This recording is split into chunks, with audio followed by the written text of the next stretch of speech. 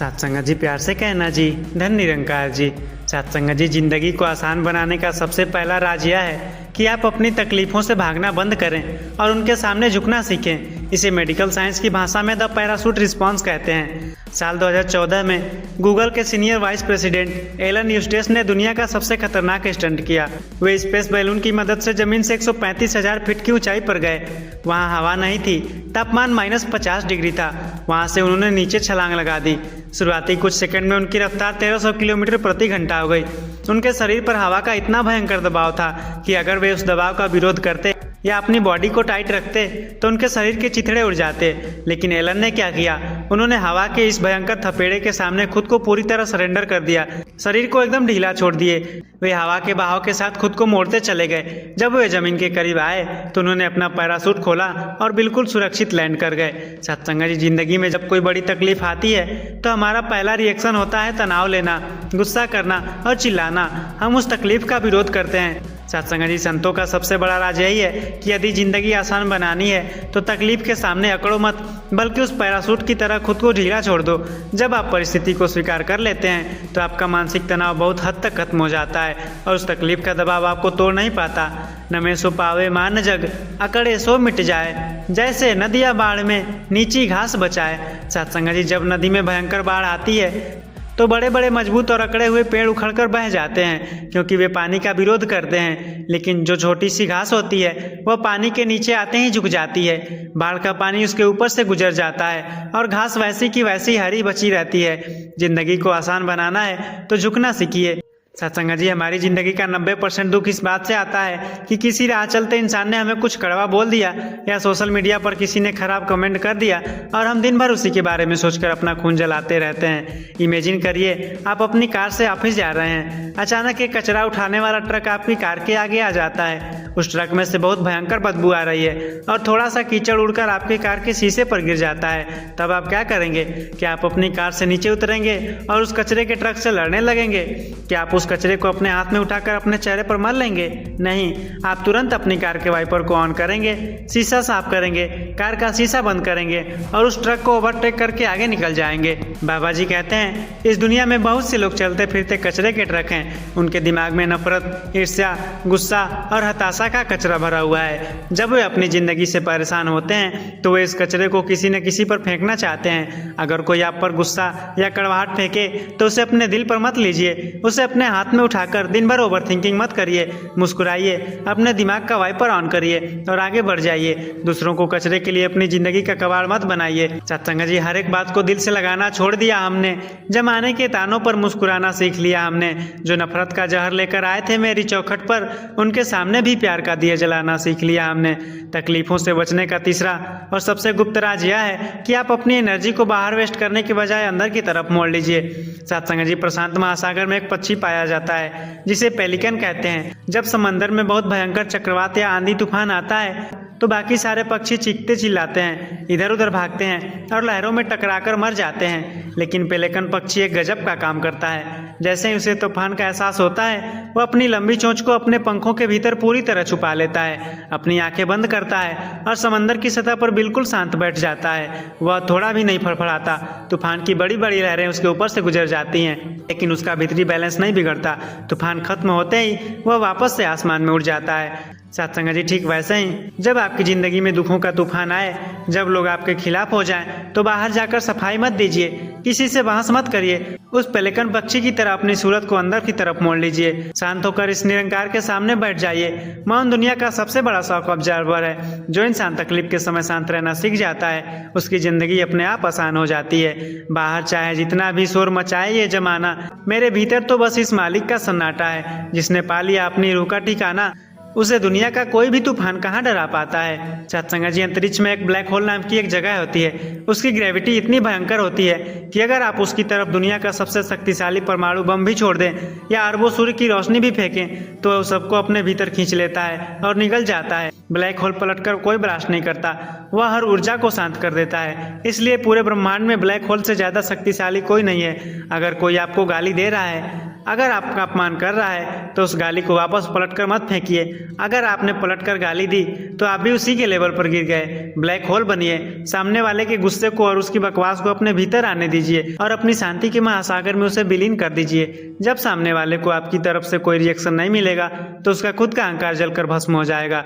बुल्ला जे तू रबनू पाना ते जगदी गाल सहेजा, अंदर अपने झांक के वेक बाहर दे रोले रहन दे जा। अगर इस निरंकार को पाना है और जिंदगी को आसान बनाना है तो इस दुनिया के तानों को, गालियों को सहना सीखिए। अपने अंदर झांक कर देखिए कि आपकी रूह कितनी पाक है। बाहर के इस शोर शराबे को यहीं छोड़ दीजिए।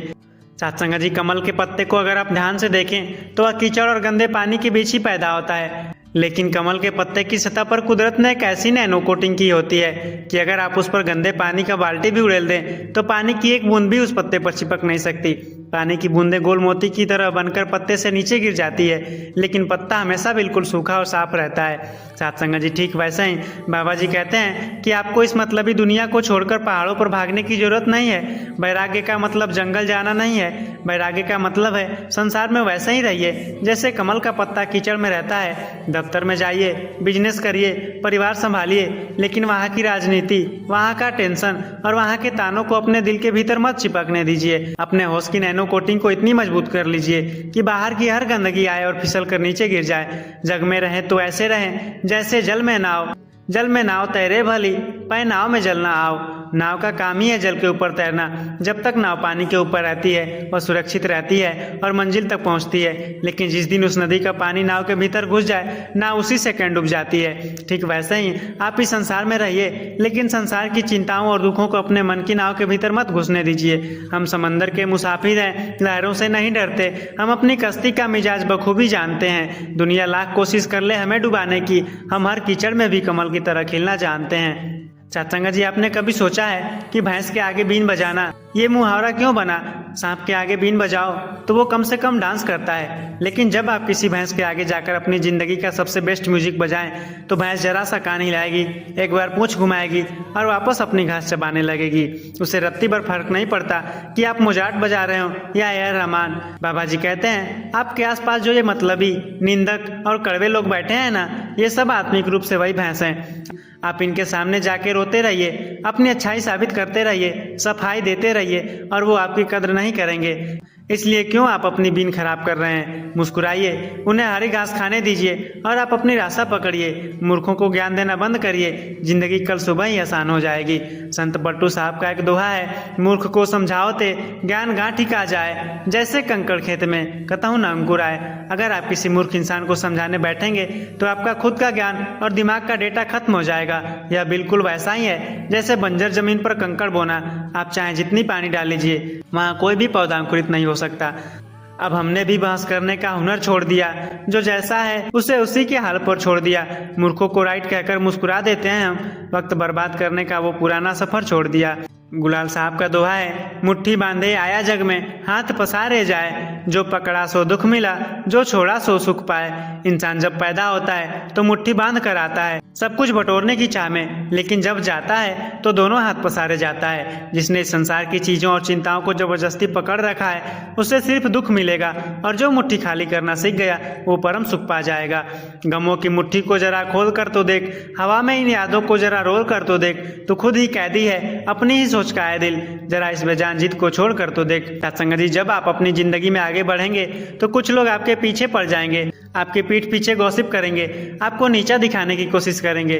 उनसे लड़ना ही बेवकूफ़ी है। बाज पूरे आसमान का राजा होता है, लेकिन इस पूरे ब्रह्मांड में सिर्फ एक ही ऐसा पक्षी है जो बाज की पीठ पर बैठने की जुर्रत करता है, और वो है कौवा।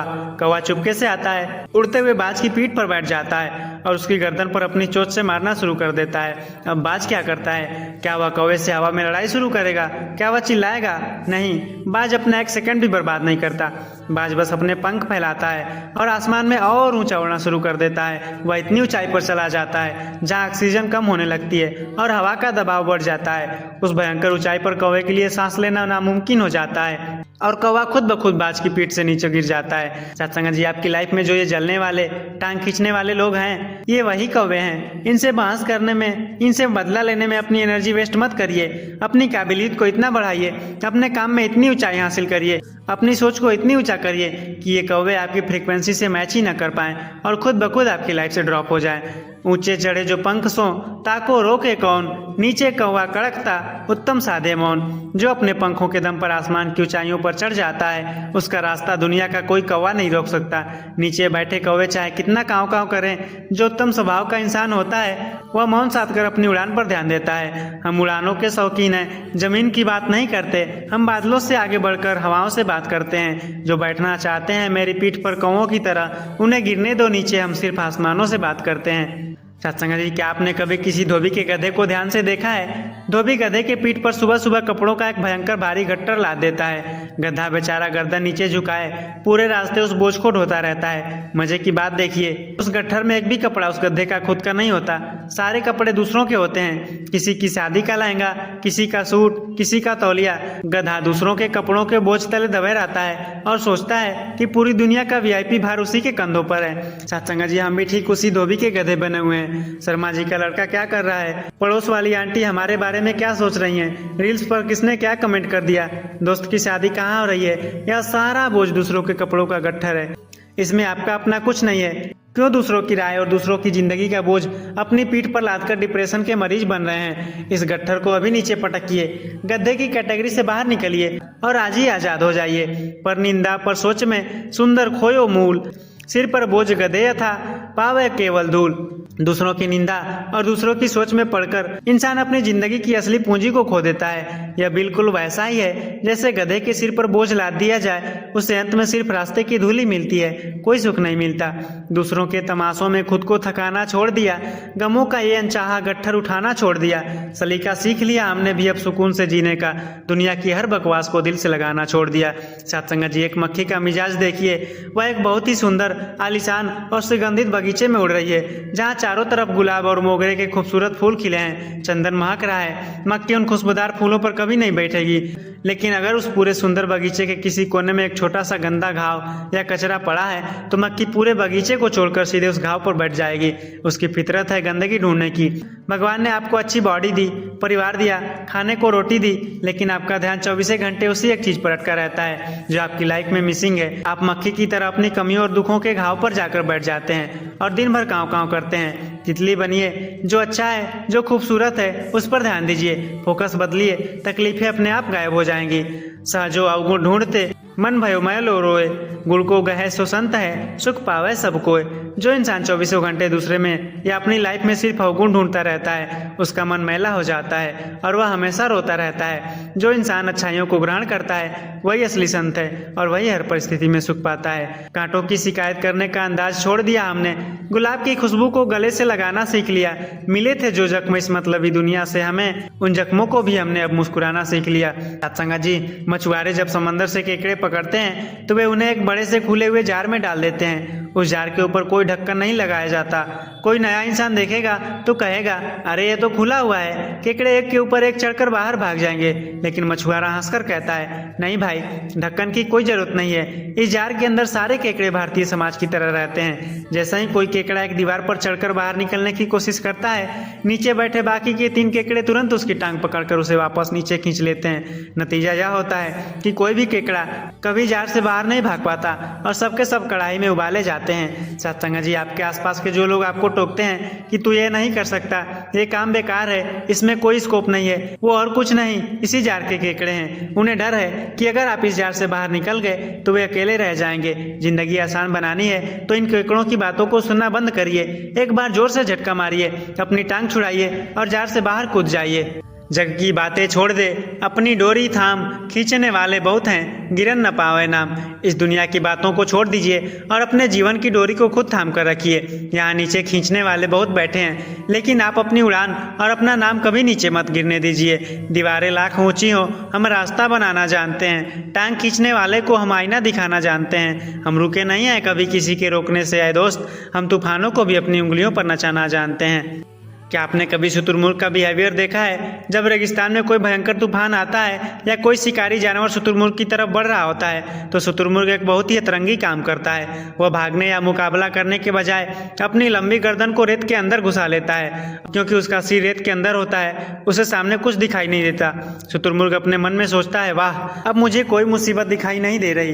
इसका मतलब मुसीबत खत्म हो चुकी है, मैं पूरी तरह से सुरक्षित हूँ। लेकिन हकीकत यह होती है कि शिकारी आता है और रेत में सिर गाड़े बैठे उस भारी भरकम पक्षी का आराम से शिकार करके चला जाता है। बाबा जी कहते हैं कि आप भी अपनी लाइफ की प्रॉब्लम्स को लेकर ठीक इसी शुतुरमुर्ग की तरह व्यवहार करते हो। जब कर्जा बढ़ जाता है, जब रिश्ते में कड़वाहट आती है या जब करियर में गिरावट आती है तो आप रील स्क्रॉल करने लगते हो, नशे में डूब जाते हो या प्रॉब्लम से मुंह छुपाकर बैठ जाते हो। आपको लगता है कि आंखें बंद करने से तकलीफें खत्म हो गई। रेत से सिर बाहर निकालिए, प्रॉब्लम्स को उसकी आंखों में आंखें डालकर देखिए। जब आप सामना करेंगे तो रास्ता अपने आप आसान हो जाएगा। भागे से संकट मिटे नहीं, चाहे भागो वन की ओट। धीर पुरुष सम्मुख खड़ा, सहे काल की चोट। संसार की तकलीफों से डरकर आप चाहे जंगल की ओट में क्यों न भाग जाए, संकट कभी खत्म नहीं होता। असली धीर और समझदार पुरुष वही है जो मुसीबत के सम्मुख यानी सामने सीना तानकर खड़ा हो जाता है और समय की हर चोट को सहकर उसे हरा देता है। मुसीबतों से डरकर आंखें चुराना छोड़ दिया हमने, बहाने बनाकर खुद को बहलाना छोड़ दिया हमने।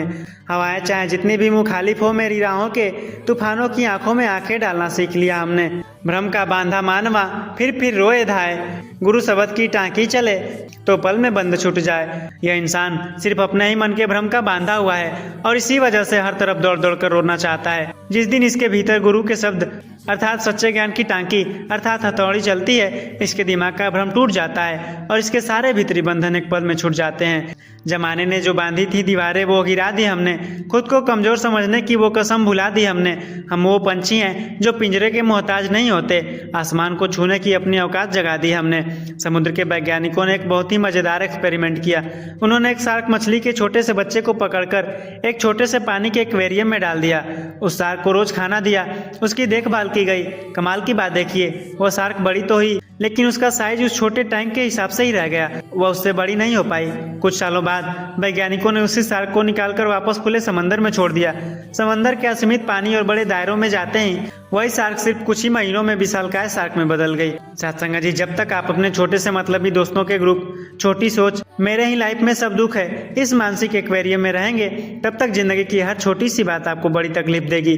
अपनी सोच को समुंदर बनाइए, अपने दायरे को बड़ा करिए, अध्यात्म के खुले आसमान में अपनी चेतना को फैलाइए। जब आपकी सोच का दायरा बड़ा होगा तो ये छोटे मोटे दुख दर्द आपके सामने खिलौने लगेंगे और आप लाइफ के असली शार्क बन जाएंगे। छोटे घट में जल थोड़ा, जरा सी आंच उबल जाए, सिंधु समाना जय हिमती, ताको तपन्न व्यापे आए। जिसका घड़ा छोटा होता है उसमें थोड़ा सा ही पानी आता है और वह जरा सी आंच लगते ही खौलने और उबलने लगता है। लेकिन जिसकी बुद्धि सिंधु के समान विशाल हो जाती है उसे दुनिया की कोई भी आंच या तूफान कभी विचलित नहीं कर पाती।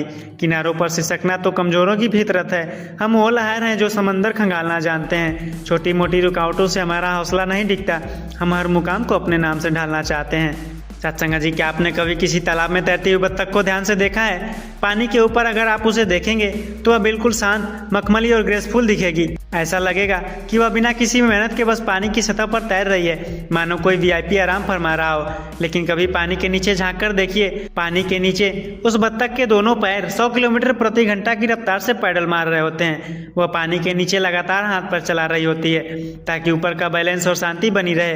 वह अपनी मेहनत का तमाशा नहीं बनाती। बाबा जी कहते हैं आप इस बत्तख के बिल्कुल उल्टे चलते हो। आप थोड़ी सी मेहनत करते हो, पूरे खानदान को सुनाते हो। जिंदगी में थोड़ी सी तकलीफ आती है तो स्टेटस लगाकर पूरी दुनिया के सामने रोने लगते हो। सुमिरन के पैडल इतनी खामोशी से चलाइए कि आपकी कामयाबी और भीतरी शांति को देखकर दुनिया दंग रह जाए। शोर मचाना बंद करिए, लाइफ मक्खन हो जाएगी।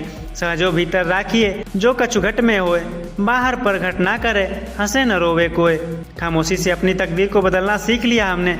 बाहर चाहे जितना भी तूफान हो, मुस्कुराना सीख लिया हमने। हम अपनी मेहनत का ढिंढोरा नहीं पीटते महफिलों में, पानी के नीचे चुपचाप तैरना सीख लिया हमने। सत्संग जी, दूसरों के कचरे और गधे वाले बोझ को अपनी पीठ से नीचे पटकिए। बत्तख की तरह बाहर से शांत और अंदर से एक्टिव रहिए और तितली के पीछे भागने के बजाय अपने भीतरी बगीचे को इतना महका लीजिए कि दुनिया की हर खुशी खुद ब खुद आपकी तरह अट्रैक्ट हो जाए। सत्संग जी, तब तक के लिए चेहरे पर मुस्कान रखिए, एकदम बेफिक्र रहिए और अपनी सहज मस्ती में रहिए। सत्संग जी, प्यार से कहना जी, धन्य निरंकार जी।